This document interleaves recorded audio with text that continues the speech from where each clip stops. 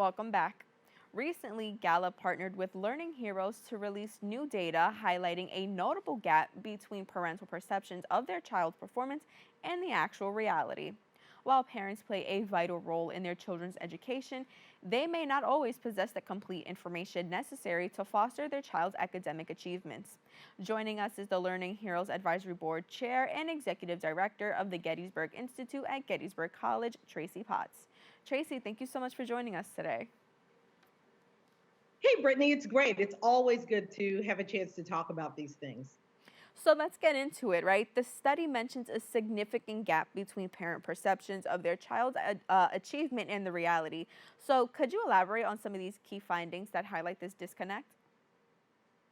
Yeah, I'm happy to. So, Learning Heroes has been studying this for years. We've now partnered with Gallup, and we have seen that there is, as you said, a really big gap between how parents think their kids are doing in school and what the data actually shows. Nationally, 90% of parents tell us they think their kids are doing okay. There's a good reason for that. They're looking at report card grades where 80% of kids or more are getting B's, A's and B's, or B's are better. But the reality, based on the actual test data, based on achievement data that we have, is that in some cases, as few as 10% of students, no more than 50% of students are actually reading and doing math on grade level. It averages to around 30%. So that's a big difference with 30% of kids achieving, but 90% of parents thinking that they are. The problem is parents just are not getting enough information. And the point of our campaign, Go Beyond Grades, is to do just that, to encourage parents to go beyond the grades to seek more specific information about their children's achievement. And with that, you guys recognize that parents play a crucial role in their children's learning. So how does this partnership aim to empower with the necessary resources and information to support their child's academic success? Sure. I love that you use the word empower because that's exactly the way that we at Learning Heroes see this. Parents need to be empowered with information and empowered to act, empowered to get involved. So, what we do is teach parents, first of all, and families, because sometimes we have grandparents and others who are raising kids, but we're teaching families how to ask the right questions. And the key question that you need to reach out and ask your child's teacher is my child on grade level? Not how's my kid doing, not their grade seem okay, or are they doing okay in class? All of those things are important, but they don't necessarily reflect whether my child is on grade level. So that's the beginning. And then we connect parents and families with resources. So what do you do when you realize, wait a minute, my third grader is reading on a first grade level? They're getting B's because they work really hard and they turn in their homework, but I want them to be reading on grade level or doing math, for example, on grade level. What do I do? At that point, we connect you with resources, first of all, to learn what the standards are for your child's grade level, and then to connect to resources like tutoring, like online learning. There are a lot of things that are free. There are a lot of things that are low cost that families, parents can take advantage of to help their kids get where they need to be. I think that's so important because, like you mentioned, when it comes to grades, like that overall grade, it's not always the content that you're learning. And I can say that because personally, I don't think I ever did math on grade level my entire life. But I did the homework and I put in the effort. And so, with that, I did get, B's, maybe sometimes C's, but I was not doing math on grade level. Yeah. So, with that, the press release also emphasizes the importance of considering multiple data points to determine if a student is meeting grade level expectations.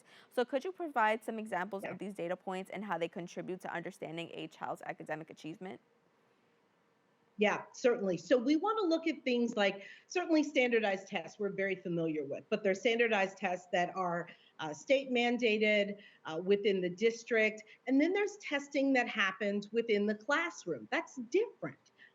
Those tests are performed differently. There's a different level of preparation for them. Tests that are developed by the teacher who has taught the content versus a standardized test developed by someone outside of the classroom. Projects. Some kids, I had a kid like this who is a project based learner.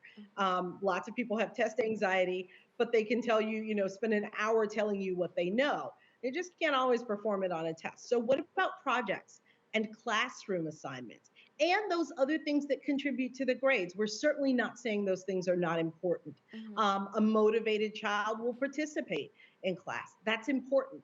Doing your homework is important because it's the process, it's part of the process of learning. So all of these things are things that parents need to know. They don't speak specifically to whether the child is on grade level, but they all give us different pieces of information, different points of information that, along with the teacher, help us understand where our child is. There is nothing that can replace the parent teacher relationship. And that's really a big part of this campaign.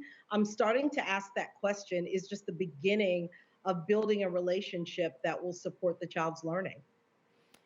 As you mentioned, the parent-teacher relationship is so, so, so important. But with that, what are some challenges that parents may face when, discussing their children's academic performance, and how could that impact them in the assistance they give to their child? Good point. So, one of the challenges we face as parents is what was my own educational journey like? Some of us just start shaking when we drive by a school, right? It didn't go so well. But we really have to think through, okay, this is my child, this is a different situation. But we really do have to honestly address, there are reasons sometimes why we don't want to get so involved in education. There are cultural reasons. As a parent leader, one of the things that I saw very often in my community is we have cultural norms. In some cultures, the school does its thing, the families do its thing, and they do not connect. And so sending home notices and talking about family engagement just does not compute.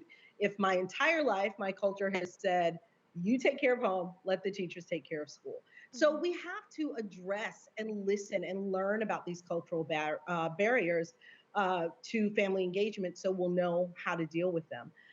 The other thing is, how are we offering opportunities for families to be engaged, right? I was a longtime leader, local and national leader in PTA. And one of the things that we often talked about was the 7 o'clock PTA meeting or parent group meeting just does not work for everybody, right? If you work second shift or if you work overnight like I used to, that may not be a convenient time. So, are we being equitable and varying the ways that we're inviting parents into this process and families into this process? I like that you mentioned the accessibility and the work that you guys are doing to make sure that, that the fostering of the parent-teacher relationship is sustainable. So I think that was also a great point to kind of end off this conversation. So Tracie, with that, I want to thank you so much for joining us today. Thanks so much, Brittany. For more information, you can visit their website at bealearninghero.org and follow them on social media at Be a Learning Hero. Don't go anywhere. We'll be back with more Open right after this.